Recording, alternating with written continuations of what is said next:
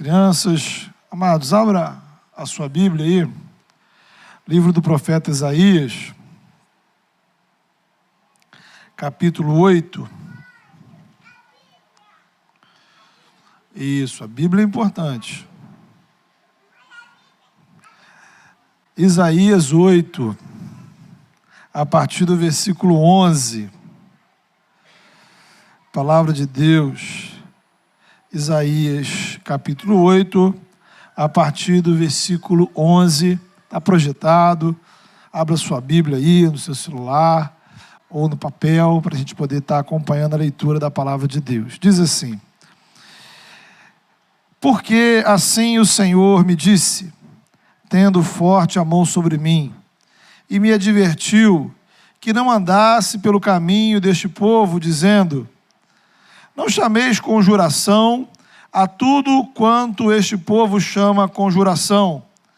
Não temais o que ele teme, nem tomeis isso por temível. Ao Senhor dos exércitos, a Ele santificai. Seja Ele o vosso temor, seja Ele o vosso espanto. Ele vos será santuário, mas será pedra de tropeço e rocha de ofensa às duas casas de Israel, laço e armadilha aos moradores de Jerusalém. Muitos dentre eles tropeçarão e cairão, serão quebrantados, enlaçados e presos. Resguarda o testemunho, sela a lei no coração dos meus discípulos. E esperarei no Senhor, que esconde o seu rosto da casa de Jacó, e a ele aguardarei. Eis-me aqui, e os filhos que o Senhor me deu, para sinais e para maravilhas em Israel, da parte do Senhor dos exércitos, que habita no monte Sião. Quando vos disserem, consultai os decromantes e os adivinhos, que chilreiam e murmuram, acaso não consultará o povo ao seu Deus? A favor dos vivos se consultarão os mortos? A lei e ao testemunho, se eles não falarem desta maneira, jamais verão a alva. Amém. Queridos, nossa série de mensagens tem como título Fé e Esperança apesar das circunstâncias. Quando as circunstâncias são favoráveis, tanto é mais fácil ter fé e esperança. Como, na verdade, poderíamos dizer que até mesmo pouca diferença faz ter fé e esperança quando tudo vai bem. Porque quando tudo vai dando certo, a gente é naturalmente otimista. Estamos motivados, animados, empolgados com as possibilidades. E aí, nesse sentido, pode-se dizer que a nossa fé e a nossa esperança estão depositadas nas circunstâncias. Isto é, as circunstâncias fazem você acreditar que o futuro será positivo. Um exemplo, há uma pesquisa que se faz periodicamente com grandes empresários do nosso país, perguntando sobre a expectativa deles em relação à economia. A expectativa vai ser de crescimento ou de recessão, positiva ou negativa. Perceba bem, a resposta que eles dão a esse questionário, a essa pesquisa, ela não é baseada na fé em Deus. A resposta deles é baseada na fé, na confiança que eles têm nos indicadores econômicos.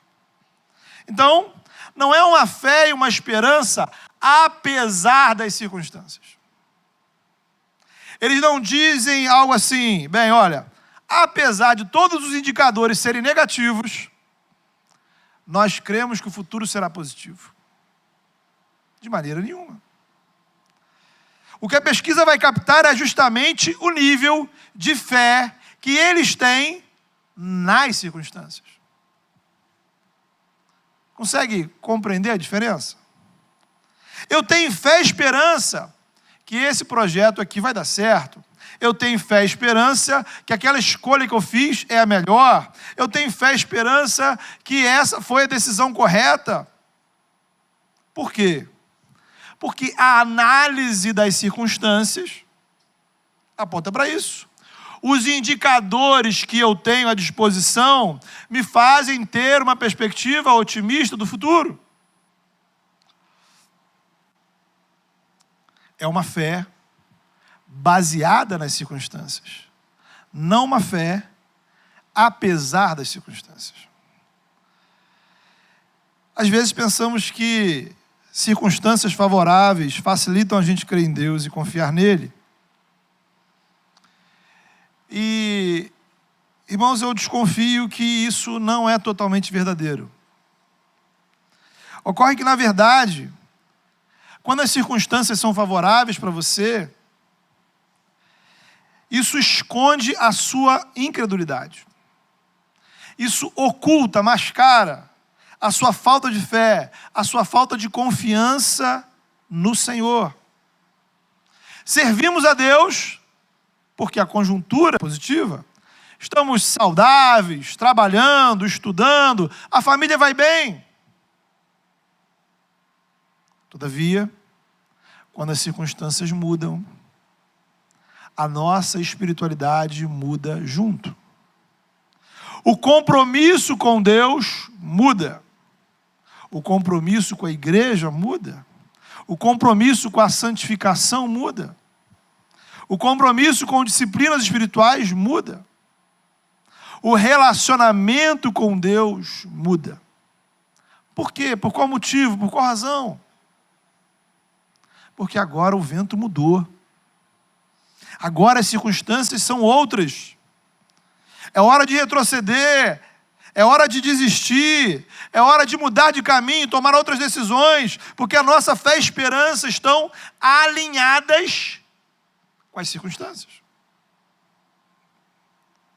As circunstâncias, na verdade, determinam se devemos ter esperança e fé. Circunstâncias adversas combinam com incredulidade, desespero. Isso, irmãos, é algo muito sério. Porque as circunstâncias acabam por determinar a nossa espiritualidade. Decisões espirituais são tomadas, escolhas, definições são feitas, sem levar em conta a vontade de Deus.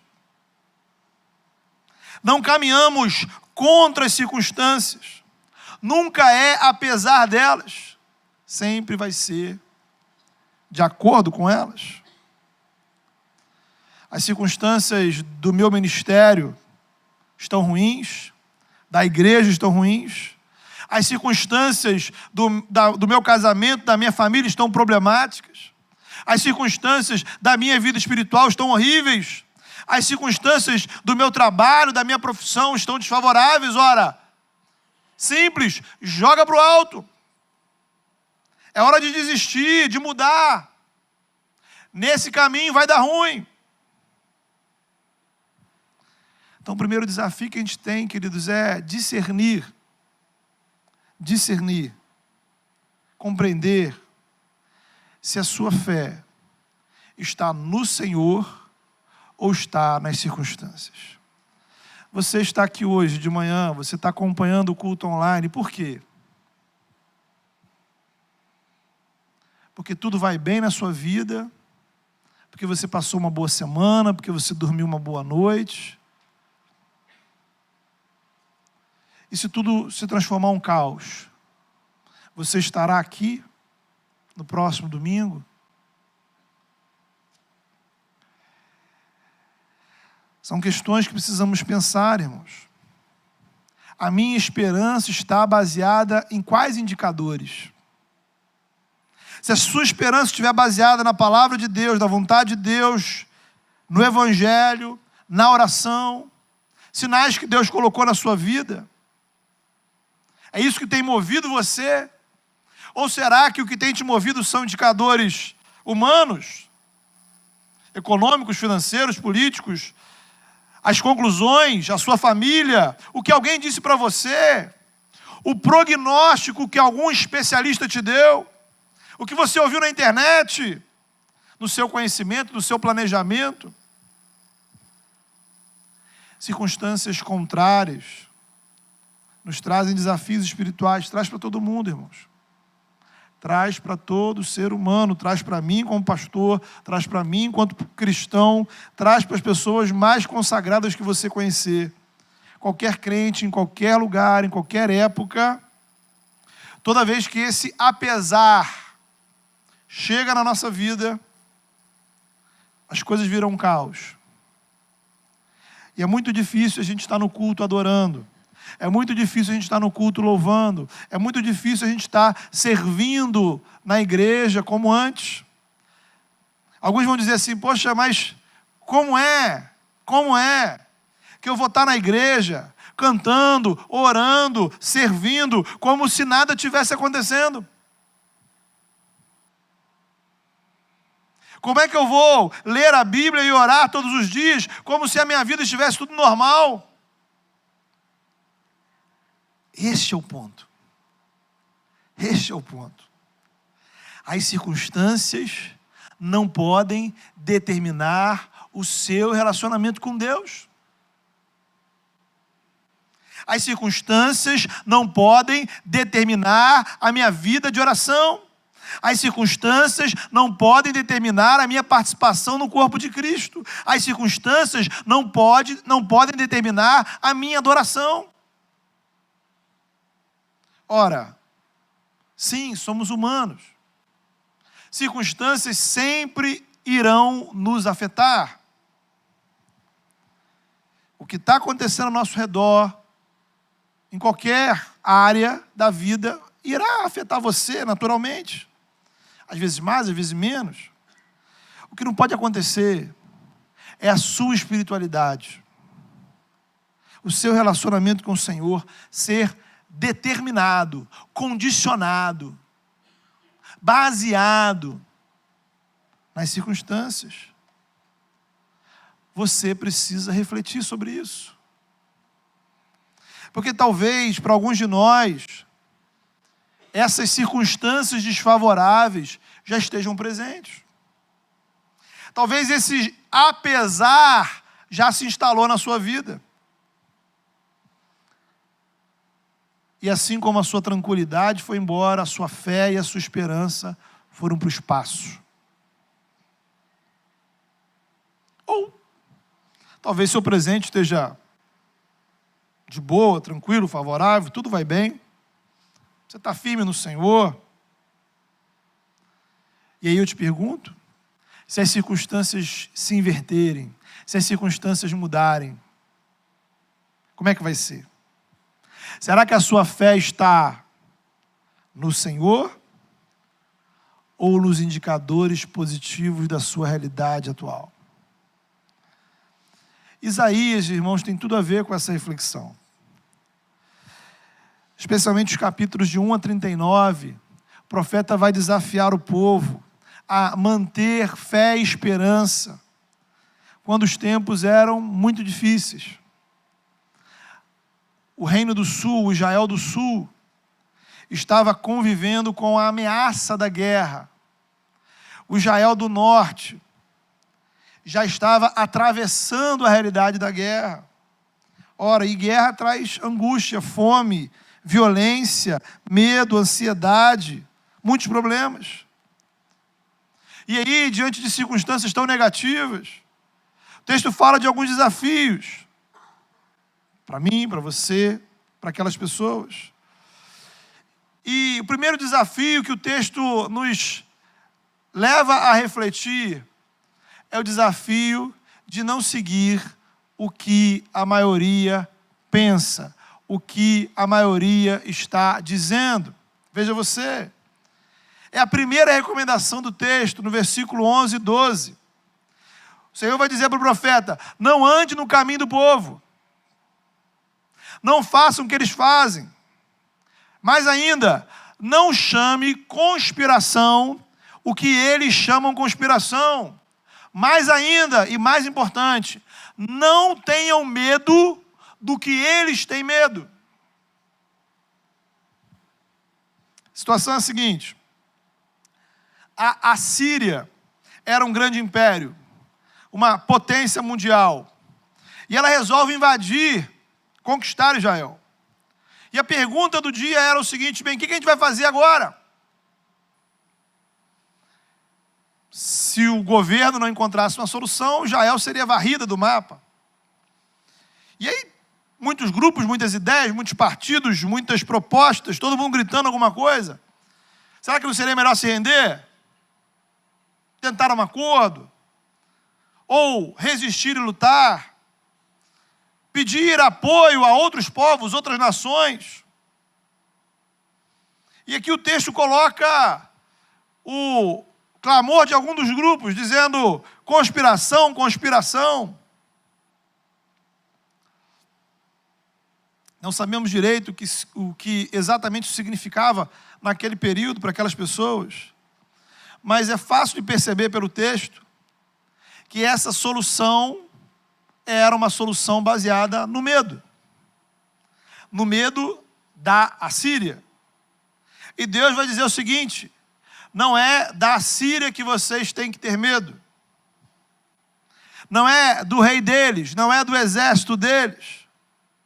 Vocês precisam temer o Senhor dos exércitos. Vocês deveriam temer o Santo de Israel, o único Deus, o Criador e o Salvador de vocês. Observe a frase do versículo 12. Na versão Almeida diz: não chame conjuração o que eles chamam conjuração. Na NVI vai dizer: não chame conspiração o que eles chamam de conspiração. E eu queria que você trocasse essa palavra, conspiração, conjuração, por outros termos. Não chame tragédia o que o povo chama de tragédia. Não chame de catástrofe o que o povo chama de catástrofe. Não pense em o que é desgraça, o que as pessoas dizem que é desgraça. Por quê? Porque o mundo opera a partir de uma determinada escala de valores. E o Evangelho nos oferece uma outra perspectiva da realidade. Isto é, diante dos mesmos acontecimentos, teremos interpretações diferentes. Precisamos ter interpretações diferentes. Precisamos ter um olhar diferente. Por quê? Porque nós olhamos a partir da fé, do ponto de vista da fé, pela perspectiva da vontade de Deus, a partir de Jesus, a partir das lentes da graça, a partir da palavra. Ora, as informações são as mesmas. Os dados analisados são os mesmos. Os fatos são idênticos. Mas a conclusão é diferente. Por quê? Porque o entendimento deles sempre será distinto. Preste atenção no que eu vou dizer, querido. Guarde isso no seu coração. Quem coloca a sua fé nas circunstâncias vai sempre buscar nas circunstâncias os elementos para interpretar as circunstâncias. Então a sua fé está nos acontecimentos, a sua confiança está nos eventos. Então você vai buscar nos acontecimentos, nos eventos, nas circunstâncias, os elementos que você precisa para compreender o que está acontecendo. Sejam eles fatores emocionais, psicológicos, biológicos, sociológicos, políticos, econômicos. O Evangelho não ignora a existência desses fatores. O Evangelho não é alienação nem desinformação. O Evangelho não precisa negar a ciência. Contudo, por vezes, o Evangelho nos dá uma outra interpretação dos dados científicos. O Evangelho pode oferecer uma outra interpretação para a sua história de vida. O Evangelho pode oferecer uma outra interpretação para o que está acontecendo na sua família, na sua casa. O Evangelho pode oferecer uma outra interpretação para a sua vida financeira, para a sua sexualidade, para a sua vida sentimental, para os seus problemas, para os seus conflitos, para a maneira como você vai lidar com os seus medos. E aí voltamos ao versículo 20. Nós tiramos conclusões diferentes a respeito dos mesmos acontecimentos. O que as pessoas vão chamar de desgraça, eu não vou chamar de desgraça, porque desgraça é a ausência da graça. E mesmo nas piores circunstâncias dessa vida, nós estamos debaixo da graça e da misericórdia de Deus.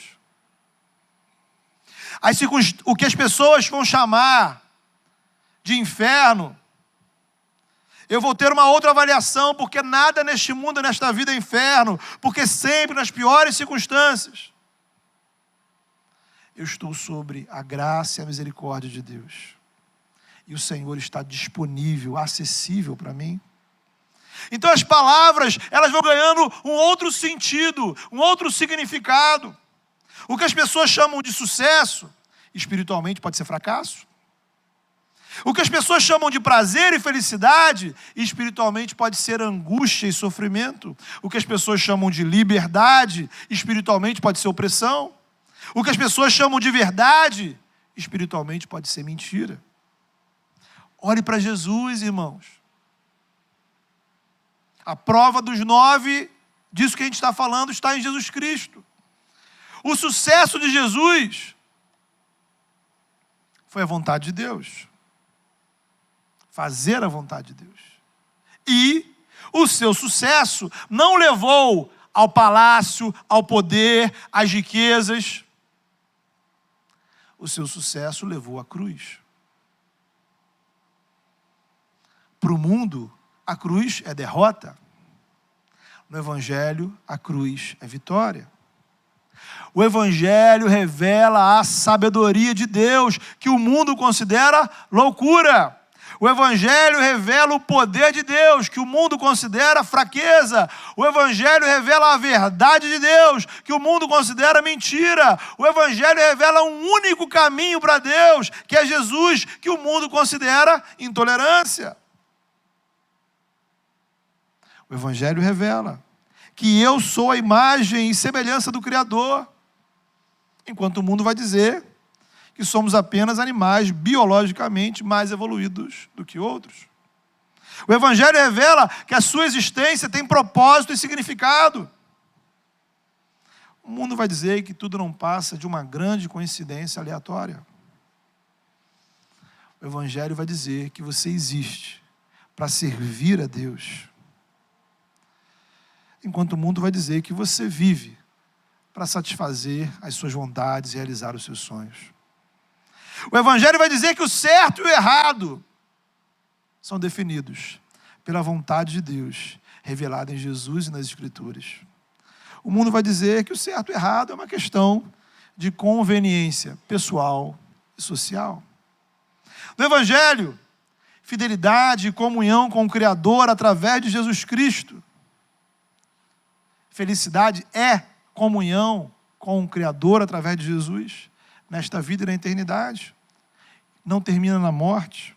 Felicidade é ter o seu nome escrito no livro da vida. Felicidade é ser salvo pela graça, perdoado por Jesus, renovado pela presença do Espírito. Enquanto, no mundo, felicidade é uma questão de opinião. E tudo que você puder fazer para curtir a vida antes de morrer. Portanto, O Evangelho e o mundo possuem narrativas diferentes, possuem um idioma diferente, mesmas palavras, mas com outros significados. Compreende? Mesmos fatos, mas outras interpretações. Conclusões diferentes. Você precisa escolher uma. O problema é quando a gente está se apropriando da narrativa que é a do mundo. Quando a gente interpreta, sejam os fatos da nossa vida, sejam os fatos da realidade ao nosso redor, pelas lentes do mundo. Quando a gente usa o vocabulário do mundo para descrever o que estamos vivendo. Você precisa escolher uma. Claro que vão ter pontos de convergência, mas no todo, são interpretações distintas. São visões diferentes. E isso define, na base, o que é ser cristão e o que não é ser cristão. A maneira como você encara a sua vida. A maneira como você enxerga a sua vida. Veja, eu não posso chamar conspiração o que o mundo chama conspiração. Eu não posso ter medo do que as pessoas têm medo. Ora, as pessoas estavam preocupadas, ansiosas com a Síria, preocupadas com a guerra, e o Senhor está dizendo, vocês deveriam estar preocupados com a vontade de Deus, com a situação da vida espiritual de vocês. Ora, o pecado e a incredulidade justamente nos deixa cegos para o que está acontecendo. A nossa sensibilidade espiritual vai caindo. E a gente começa a ficar obcecado com as circunstâncias. O Senhor já tinha falado para aquele povo que toda aquela catástrofe, todo aquele problema, era na verdade disciplina dele sobre o povo. Isto é, quem estava conspirando contra o povo, digamos assim, não era a Síria, era o próprio Deus. Porque quem estava trazendo a Assíria sobre o povo de Israel era Deus. A Assíria era juízo, disciplina. O povo de Deus, salvo para ser propriedade do Senhor, tinha deixado o Deus de lado. A fidelidade ao Senhor para servir a outros deuses. Então, a obediência foi trocada pela idolatria. Aí Deus envia profetas para dizer, olha, vocês precisam se arrepender, vocês precisam se converter, vocês precisam mudar de caminho, está errado, desse jeito não dá, muda, se converte, se arrepende.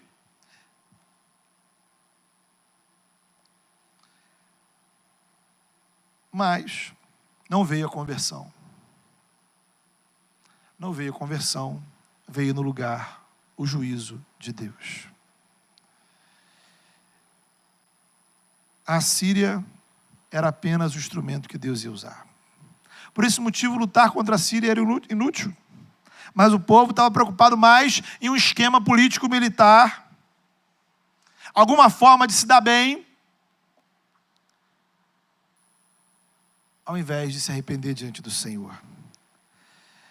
Veja que esse tema do juízo de Deus, às vezes, deixa a gente um pouco apreensivo. Pense na história de Jonas. Jonas foi enviado por Deus para pregar na cidade de Nínive. Jonas foi enviado por Deus para pregar o juízo de Deus sobre Nínive.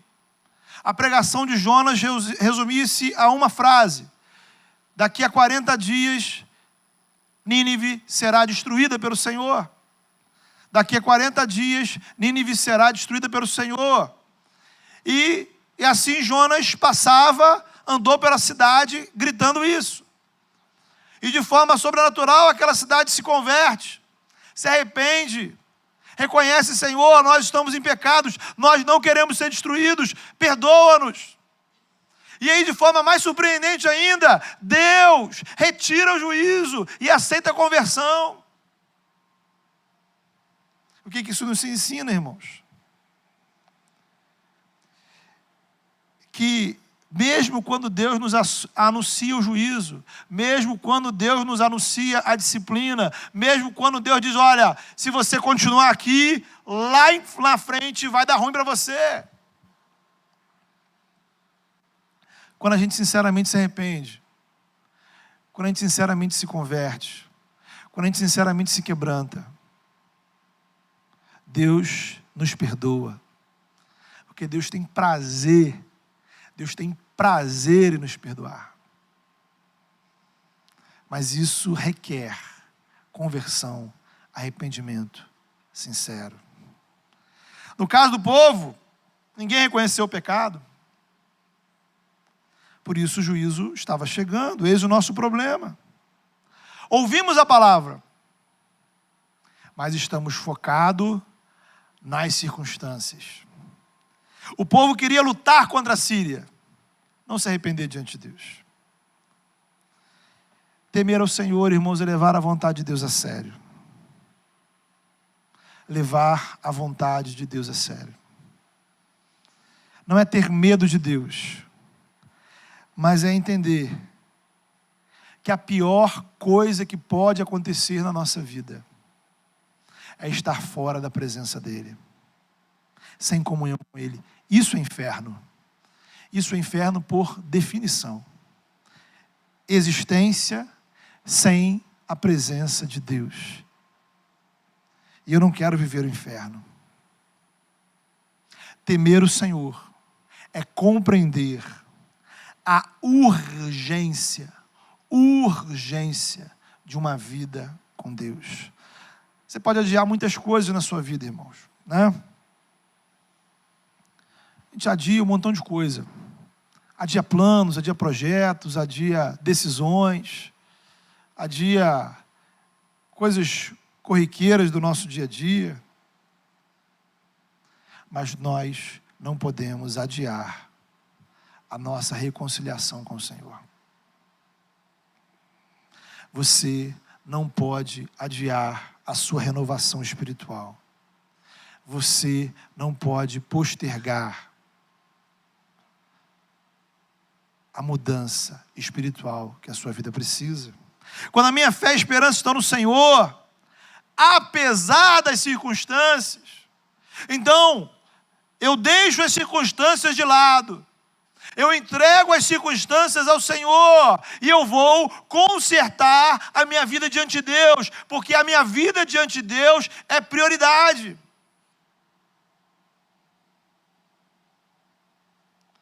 Quando a minha fé e esperança, em contrapartida, quando elas estão nas circunstâncias, quando elas estão baseadas nas circunstâncias, eu vou adiando o relacionamento com Deus indefinidamente. Um dia, né? Quantos e quantos dizem isso? Um dia. Um dia eu volto. Um dia eu mudo. Um dia eu decido. Um dia vai ser diferente.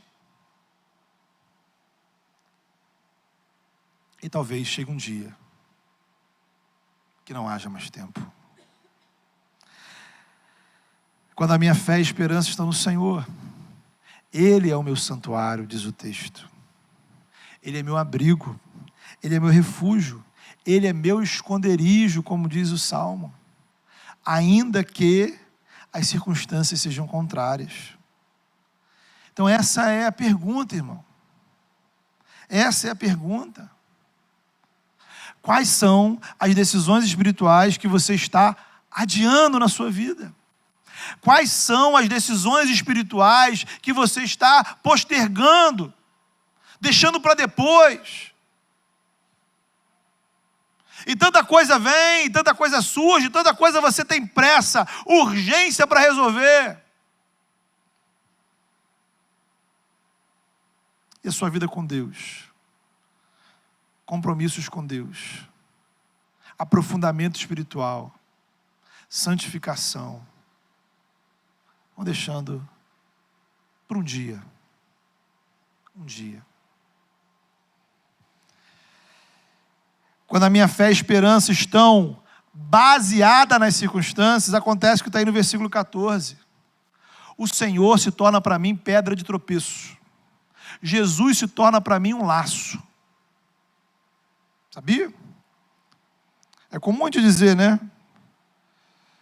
Que laços são coisas que o diabo coloca na nossa vida. Mas quando a minha fé e esperança não estão em Deus, Jesus se torna o meu laço. Jesus se torna a minha pedra de tropeço. É aquele momento que, entre a solução do seu problema e você está aqui, a solução do seu problema está ali. Entre vocês está a obediência ao Senhor. E aí a gente faz a seguinte análise, poxa, nesse caso aqui, nessa situação, servir ao Senhor vai me atrapalhar. Nesse caso específico aqui, ser fiel a Jesus é um obstáculo. Nessa hora aqui, poxa, não dá. Vai me atrasar. Não tem como. Esquece Jesus por um pouco. Esquece a igreja por um momento. Esquece a Bíblia, esquece Deus. Resolve logo esse problema.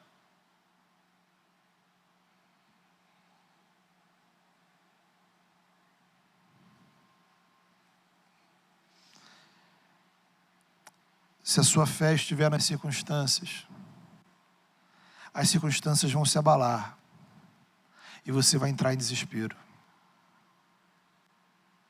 Desespero. E o desespero vai levar você a buscar soluções fora da vontade de Deus. Aí vão entrar os versículos 19 e 20. O povo estava dizendo, ora, vamos consultar os espíritos.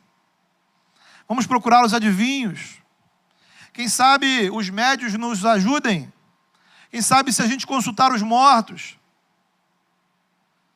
Quem sabe nos rituais, em algum templo, alguma divindade, alguma entidade, alguma superstição. O desespero nos leva para longe da palavra de Deus. E você vai em busca de alguma coisa que resolve o seu problema. A questão não é a fé em Deus, a questão é eu resolver a maldita das circunstâncias. Eu preciso resolver esse problema.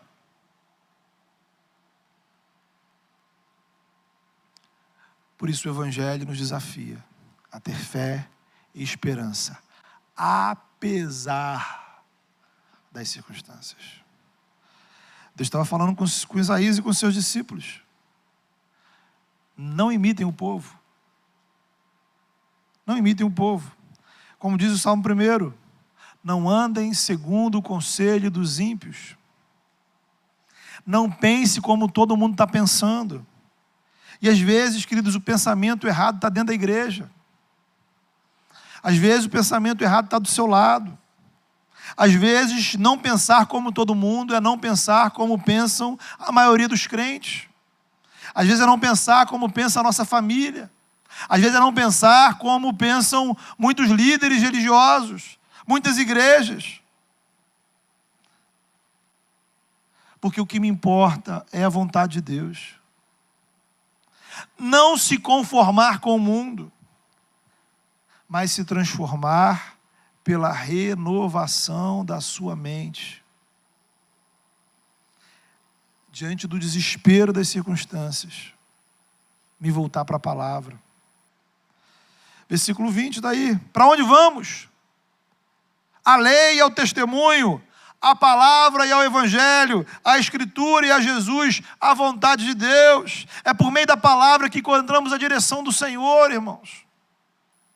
E a direção de Deus, nesse caso, pode ser simplesmente aceitar as circunstâncias como elas se apresentam. Se a direção de Deus for esperar, eu vou esperar. Se a direção de Deus for enfrentar, eu vou enfrentar. Mas eu não posso permitir que as circunstâncias determinem a minha fé, o meu compromisso com Deus. Versículo 17, muitos estão tropeçando, outros estão buscando soluções e superstições. Eu, porém, porei a minha esperança no Senhor. Como diz o Salmo 27, o Senhor é minha luz, a minha salvação. De quem ou do que terei medo? O Senhor é meu forte refúgio, a quem temerei? Ainda que um exército se acampe contra mim, o meu coração não temerá. Ainda que seja declarada uma guerra contra mim, mesmo assim estarei confiante. E ele vai dizer, ainda que o meu pai, a minha mãe, a minha família me abandone, o Senhor me acolherá. Texto que lemos aqui no início do culto, Lamentações 3. Quero trazer à memória o que me pode dar esperança. As misericórdias do Senhor são a causa de não sermos consumidos, porque suas misericórdias não têm fim. Renovam-se cada manhã. A minha porção é o Senhor, diz a minha alma, portanto, esperarei nele. Bom é o Senhor para os que esperam por ele. Isso está no capítulo 3 do livro das Lamentações. Se você vai ler, o nome do livro é Lamentações, porque é um conjunto de lamentos diante de uma terra destruída, diante de uma Jerusalém desolada. Então o capítulo 1 é destruição, o capítulo 2 é destruição, o capítulo 3 vem contando a mesma história, e lá chega pelo versículo 19, o profeta diz, eu preciso trazer ao meu coração esperança, porque as circunstâncias são desfavoráveis. Então a minha esperança não está aqui, a minha esperança vem do céu. Então, meu irmão, minha irmã, não importa como estejam as circunstâncias da sua vida, você precisa ter muita clareza aqui. Não há esperança para você fora da palavra de Deus. Não há esperança para você, para a sua família, para o seu problema, para a sua angústia, para as questões que afligem o seu coração fora do Evangelho. Mas no Senhor há esperança. No Senhor há esperança, há muita esperança. E aí, ao invés de imitarmos o mundo, ao invés de dizermos o que o mundo está dizendo, de interpretar como o mundo está interpretando, nós seremos o sinal, o símbolo da esperança para o mundo. Versículo 18, o profeta diz, aqui estou com os filhos que o Senhor me deu. Em Israel, somos sinais e símbolos da parte do Senhor. Isaías estava se referindo aos discípulos e à sua família. Naquele momento, todo mundo estava desesperado, buscando as mais loucas alternativas. E eles entenderam que eles seriam sinais e símbolos da presença do Senhor. Sinais e símbolos da esperança que vem do Senhor. Sinais e símbolos da esperança que está na palavra. Por isso, queridos, a igreja não é esperança. O pastor não é esperança. Mas nós somos sinais e símbolos da esperança que vem do céu. Essa é a nossa missão. Esse é o nosso papel como igreja e como cristãos. Daí a importância do serviço e do ministério que realizamos. Testemunhar para as pessoas, para o mundo confuso, a verdadeira esperança que é em Jesus, para que, como diz lá em 1 de Pedro, quando as pessoas perguntarem a razão da esperança que há em nós possamos dizer, a razão dessa esperança é Jesus Cristo.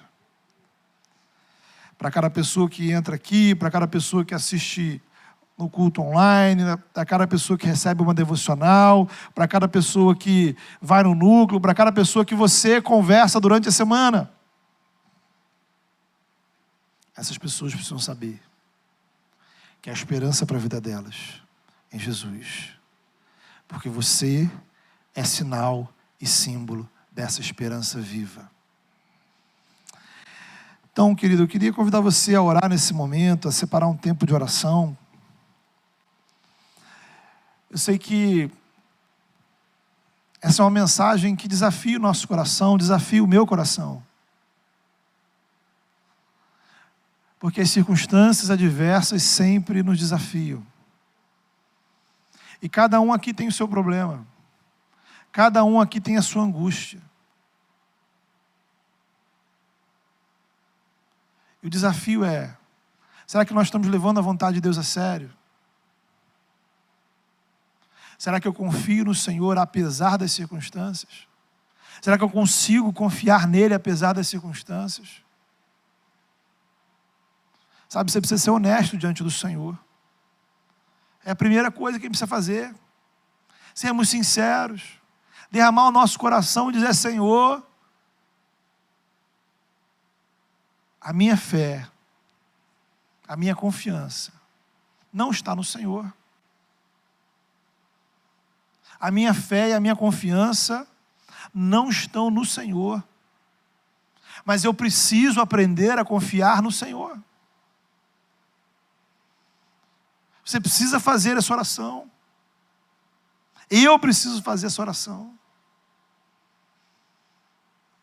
Porque as circunstâncias talvez não mudem.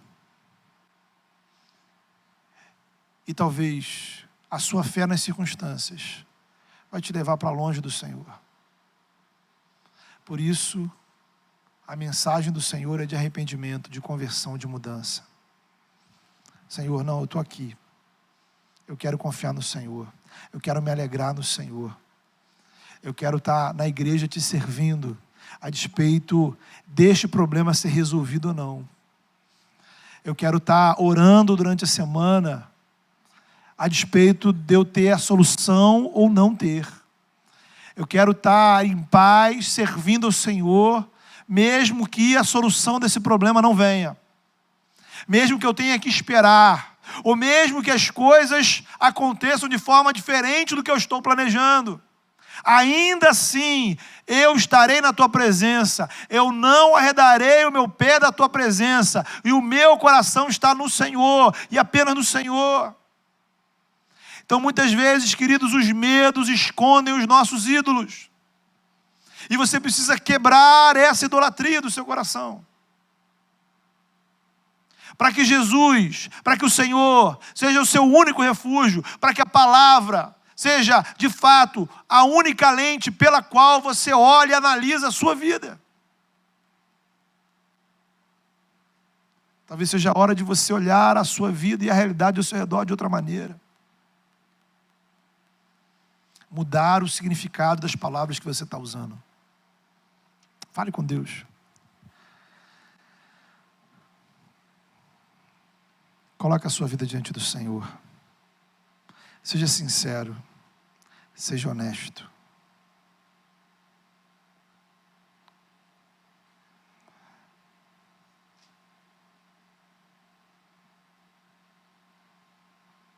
Fale com o Senhor. Diga a realidade do seu coração. Chega de adiar mudanças. Tome decisões de consertar imediatamente a sua vida com Deus.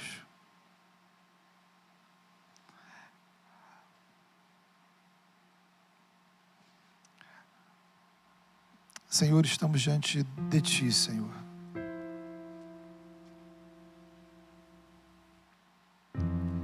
E a começar, ó Pai, por mim. Nós aqui confessamos, ó Deus. Nós reconhecemos que os nossos olhos estão muito mais nas circunstâncias do que no Senhor.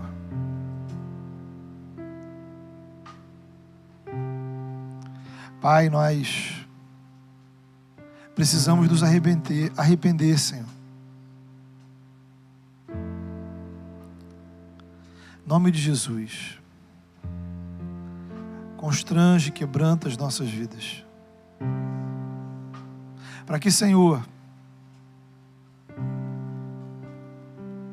possamos confiar no Senhor a despeito das circunstâncias. Para aqueles irmãos, ó Pai, que chegam aqui com problemas, ó Pai, sérios para resolver, com questões que afligem o seu coração. Às vezes, ó Pai, o que nós queremos ouvir não é nada disso. Queremos a resposta rápida, a solução para ontem. Ajuda-nos, ó Pai, em nome de Jesus, de forma sobrenatural, a olhar para o alto, a ter os nossos olhos fixos no Senhor. Para que ainda que o mar ao nosso redor, ó Pai, se transtorne, nós possamos confiar no Senhor, de que Jesus está no barco. Às vezes essa tempestade vai longe, às vezes essa tempestade vai durar dias, meses, talvez anos, mas que as circunstâncias não determinem nossa fé, Senhor. Que as circunstâncias não determinem a nossa comunhão com o Senhor. Ó Pai, quebranta corações, ó Pai. Mostra na nossa vida o que está errado. Mostra na nossa vida o que precisamos consertar. Mostra na nossa vida, Senhor, o que precisa ser diferente. Chega, Senhor, de adiarmos mudanças espirituais. Que em nome de Jesus, neste culto, neste dia, possamos tomar decisões sérias. E que essas decisões, ó Pai, elas permaneçam sustentadas pela Tua graça e pelo Teu Espírito. E que a gente veja a Tua glória, Senhor, apesar das circunstâncias. Que a gente veja a Tua graça, Senhor, apesar das circunstâncias. Que a gente sinta o Teu amor, ó Pai, apesar das circunstâncias. Que a gente sinta e experimente o agir do Teu Espírito em nós, apesar das circunstâncias. Que o nosso coração se alegre no Senhor com as Tuas bênçãos e promessas, apesar das circunstâncias. Que a gente tenha ânimo, ó Pai, de servir ao Senhor e testemunhar do Teu Evangelho, apesar das circunstâncias. Que possamos, ó Pai, manter a nossa fidelidade e obediência ao Senhor, apesar das circunstâncias. E que, ó Pai, este lugar, esta igreja e as nossas vidas sejam, Senhor, sinal de esperança para o mundo, Senhor. E que aqui pessoas encontrem a verdadeira esperança para as suas vidas. Ah, Deus, é o desejo do nosso coração, é o que a Tua palavra nos apresenta, Senhor. Apesar de nós, atua entre nós, ó Pai. Apesar de nós, atua nas nossas vidas. Apesar da nossa falta de fé, apesar da nossa falta de santidade, apesar, Senhor, da frieza do nosso coração, atua em nós, ó Deus. Atua entre nós, atua através de nós. Em nome do Teu Filho Jesus.